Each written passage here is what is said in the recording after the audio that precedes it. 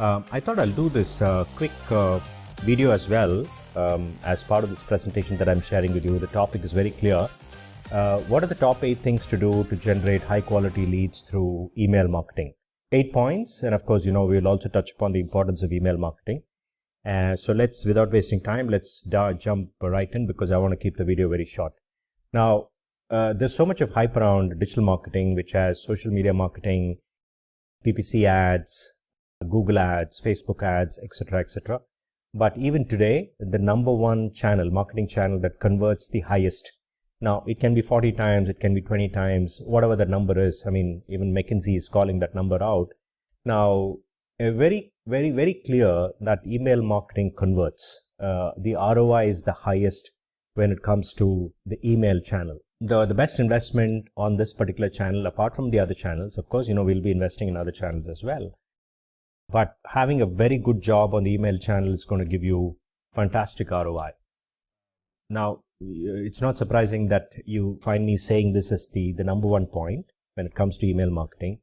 Many times the importance is given to which tool to use, what kind of fancy messages to write, etc., etc. But the number one aspect in terms of getting your email marketing right comes from STP. The segmentation, who are the target segments that you're going to prioritize and what kind of a positioning statement you're going to create with respect to your value proposition.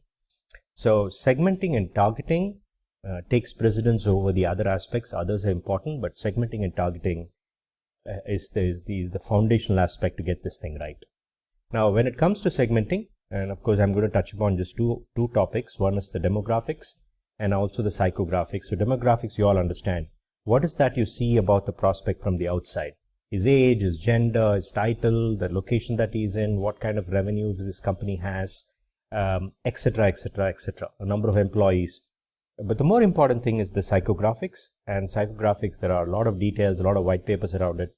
But to simplify it for you, it is the thing that motivates him or her, the person that you're writing to. If you are able to imagine, based on the research that you do, to understand what could be potential motivating factor for that person, then you will get your messaging right. And of course, if you're writing to an existing customer, past purchases, past relationship, all that will matter. Now here, I'm highlighting one small difference, and of course you have to build a database, but you're better off building better off than a database. You're better off building a subscription list, which means these people that you're writing to, they've opted in either by looking at your social media handles or by attending your webinar, or they've come to your website and they find value in engaging with Anstack. They find value in all that you guys are communicating. So if somebody subscribes to your list, right, you're better off in terms of getting returns.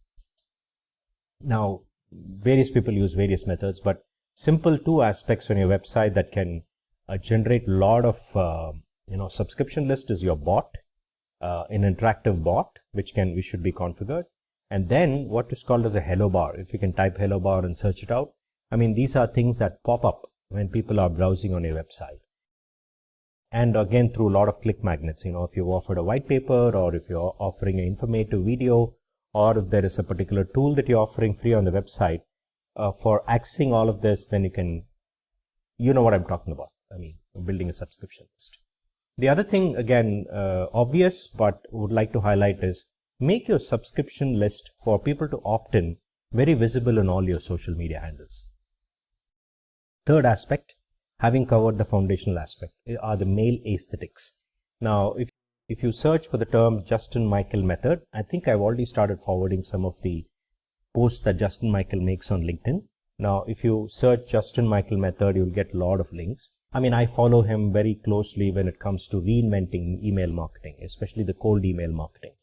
Now, he talks about to consider email channel not as a text channel, but as a visual channel. The rest of the points are there on the slides for you to look at. Mail aesthetics are very, very important.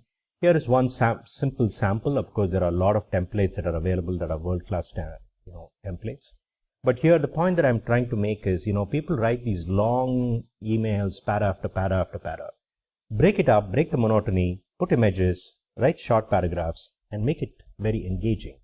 When it comes to tools, there are no clear winners, but MailChimp is the number one most popular.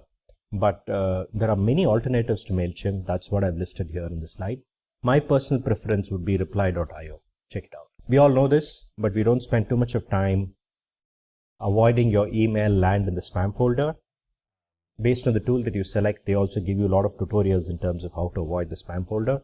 I've also listed important points. Now, I made into a slide and I'm showing it to you. These are subject lines to avoid. If you write subject lines like this, which are desperate, which are very salesy, and which reeks of selling, the Google algorithms will automatically pick it up and then assign you to the spam folder. This number has actually gone up. It's not 66. It's actually apparently touched 80%. 80% of the emails are being opened on smartphones. So you need to configure your mail from a subject line perspective, the first two, the number of characters in the subject line, and also the first two lines, so that when they look at your email on the mobile, they don't delete your email. And of course, more details on the slide. Same point. Call to action, very important. Make it front and center so that they know what you're asking them to do. I keep saying this statement, but again, I'm going to put it here. Performance precedes painstaking preparation. Same thing for email marketing. Now, if you don't care to prepare, if you don't care to research about the customer, don't expect the prospect to care for you and then reply back to you. Okay?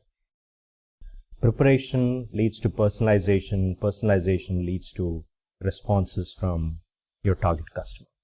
I've given you some samples here. Go through it at leisure. Now, here's one link that I've given you from Elsewhere. The frequency of mail and also the time that you send emails is going to make a huge difference to your response rates.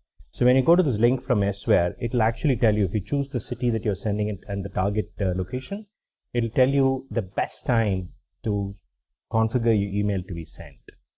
And also the number of times that you're going to send that email, whether it's going to be 3 days later or 5 days later. We all know this, but we ignore it. Try and send it to an internal employee, or try to send it to somebody who has not been involved in making your mail, designing your email. They will be able to look at it with a fresh set of eyes and give you feedback. Experiment multiple number of times and track your data in terms of refining your email marketing methods. So here's a summary, the top 8 points that I spoke about, and I'm sharing this slide with you guys. Happy to follow through and have a conversation if there are specific doubts. Happy that I could record this. Chat with you soon, maybe next Tuesday. Bye.